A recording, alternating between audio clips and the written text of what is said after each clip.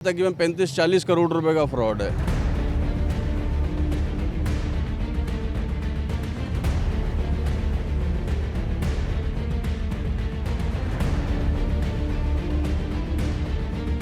आठ साल पहले ये स्कीम लॉन्च हुई थी, उस वक्त से वो पैसे ले चुके हैं। आज रजिस्ट्री के बारे में उनसे पूछते हैं तो वो फ़ोन नहीं उठाता बिल्डर।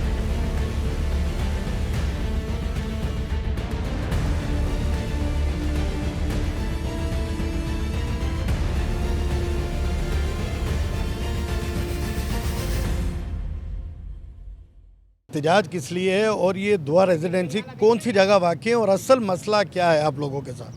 बिस्मिल्लाहिर्रहमानिर्रहीम। दुआ रेजिडेंसी जो है जाखरा फाटक पर वाक़ है। इशू ये है कि बिल्डर्स ने जब स्कीम काटी है, एसबीसीए की एनओसी जो है वो हमें दिखाई गई। एनओसी नंबर जो है वहाँ मेंशन था बड़ा बड़ा, और लोगों को जो है वो अपना प्लॉट्स बेचे गए, लोगों ने इन्वेस्टमेंट की। सबसे बड़े इफेक्ट ही हमें खुद। और उसके बाद जो है वो ना बिल्डर का पता है।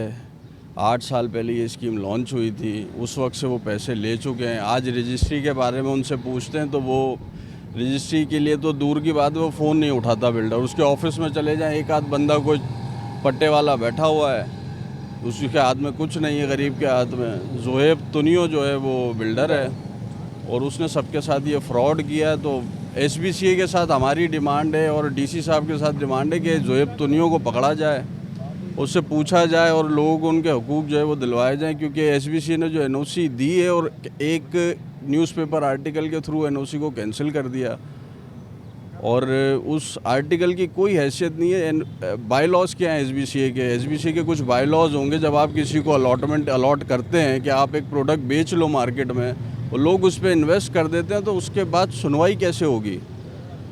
एनओसी कैंसिल कर देना इतनी आसानी से और उसके बीच में से निकल जाना, एसबीसीए तो निकल गया बीच में से। क्या वजह बताते हैं कैंसिल करने की? कोई तो वजह बताते होंगे उसमें। एसबीसीए के बकौल वो ये कहते हैं कि जी इसने हमारी फ़ीसें पूरी नहीं की। तो आपने बगैर किसी डिपॉजिट के 25-30 करोड़ रुपए की स्कीम कटने कैसे दी? इतनी बड़ी स्कीम, लोगों की इतनी बड़ी सरमायाकारी उस पर जब हुई है तो आपने कटने कैसे दी? आपने कोई डिपॉजिट नहीं रखा, और जब आप स्कीम को कैंसिल कर रहे हैं तो आपका काम था कि आप स्कीम पे आके बैठ जाते, इफेक्टिव्स को बुलाते, उनको उनकी चीज़ें जो वो पोजीशन देते, रजिस्ट्रियाँ कराते लोगों की।